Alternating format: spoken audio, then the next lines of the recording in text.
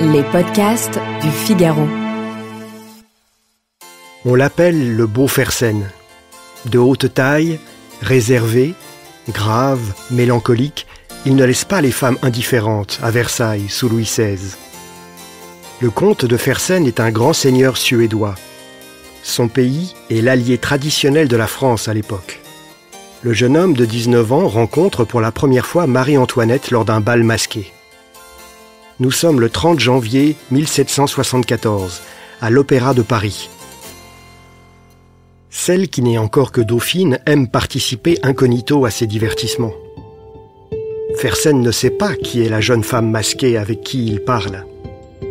Il ne l'apprendra qu'après.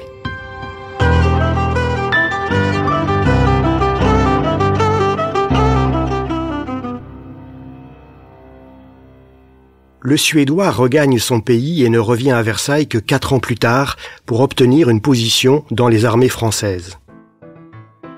Lorsque le beau Fersen est présenté officiellement à Marie-Antoinette, devenue reine de France, celle-ci le reconnaît aussitôt. Elle s'exclame, malicieuse, « C'est une vieille connaissance !» devant les courtisans stupéfaits. Voilà le comte admis dans le premier cercle de Marie-Antoinette. Fersen soupe au Petit Trianon. Il joue à Colin-Maillard, au hameau de la Reine, avec la duchesse de Polignac et la princesse de Lamballe. En 1780, le Suédois obtient le grade de colonel. Et il rejoint le corps expéditionnaire français qui part se battre en Amérique aux côtés des insurgés en lutte contre l'Angleterre. Fersen a sans doute reçu, pendant ces années de guerre en Amérique, des marques de tendresse de Marie-Antoinette. Toute sa vie, il a recensé sa correspondance.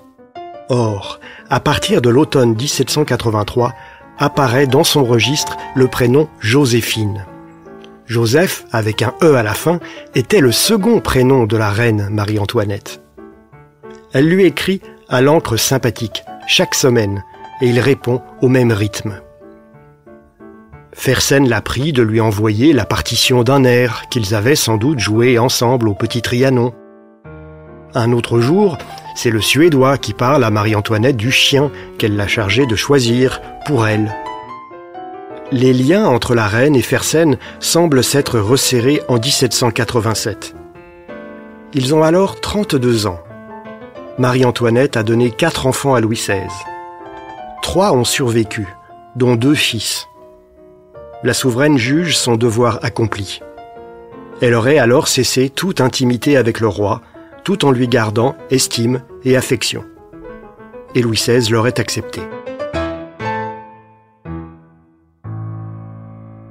Une autre raison pousse Marie-Antoinette à rechercher le réconfort d'un confident.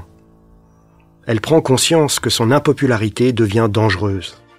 Celle qu'on surnomme maintenant Madame Déficit, pour ses dépenses somptuaires, a besoin d'un soutien affectif et moral. Comme l'écrit Françoise Kermina dans sa biographie de Fersen, ils parlent ensemble de tout et s'intéressent à tout ce qui les concerne respectivement. Famille, politique, simples arrangements domestiques, avec affection et confiance, comme 2 vrais amants, pour qui ce qui vient de l'autre, important ou futile, a toujours le même prix. Faut-il conclure pour autant à une union charnelle ? L'écrivain Stefan Zweig a défendu cette thèse dans un portrait brillant de Marie-Antoinette.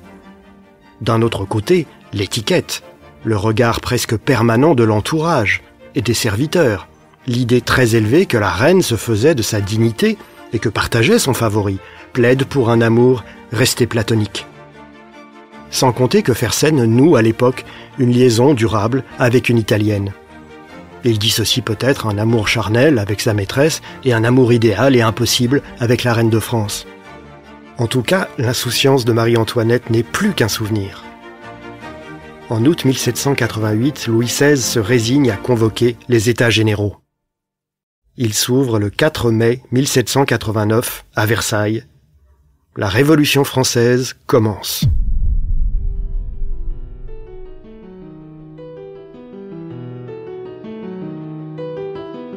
Merci d'avoir écouté ce podcast. Je suis Guillaume Perrault, rédacteur en chef au Figaro. Vous pouvez retrouver ce podcast sur lefigaro.fr et sur toutes les plateformes d'écoute. À bientôt.